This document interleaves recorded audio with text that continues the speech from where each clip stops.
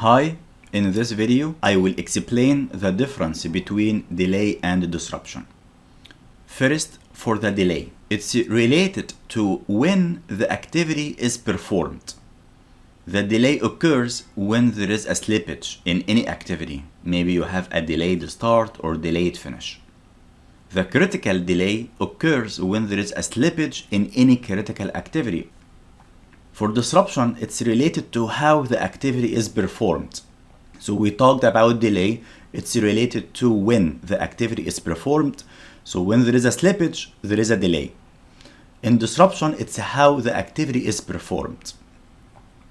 According to the RP 29R-03, it's an interference, action or event with the orderly progress of a project or activities. I quote also from the RP, it is any unfavorable change to the schedule that may but does not necessarily involve delays to the critical path or delayed project completion. The effect of a change on unchanged work, which manifests as adverse labor productivity impacts. So it's basically about productivity, right? It's something that will affect the progress of the activity. The project can be completed on time but might be subject to disruption claims, which is very, very common, by the way. And it can be identified through significant cost overruns. And I'm gonna explain disruption in detail because delay is very straightforward and it is easy to understand, but I'm gonna right now talk more about disruption. It involves loss of productivity. Again, it's related to how the activity is performed, right? Maybe you have an event, an action, something that will affect how the activity is progressed. Causes of loss of productivity or a productivity that is lower than planned, out of sequence, site conditions and space constraints, weather, fatigue, supervision issues, learning curve, rework, and quality defects rectifications. So they are all causes for why your productivity is impacted.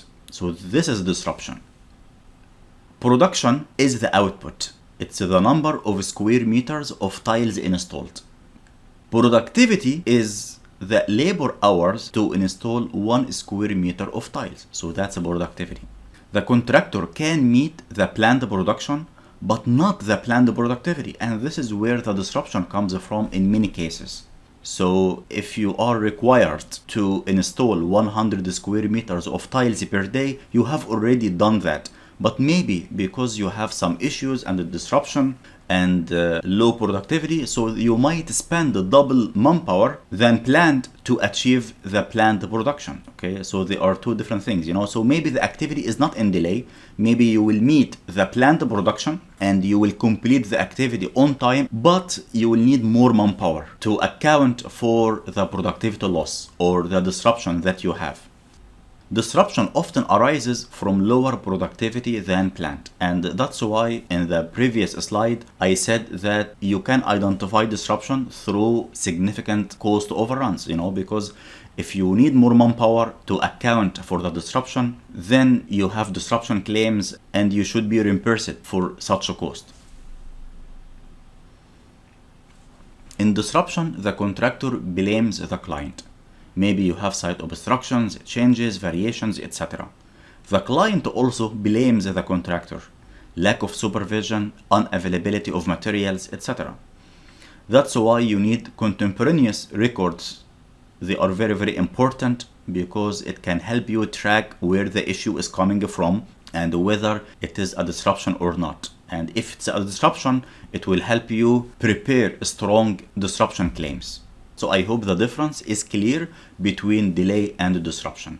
So basically, disruption can cause delay to an activity if you don't do anything about it, or you can still have disruption, but you complete the activity and the project on time. But in this case, it will involve cost.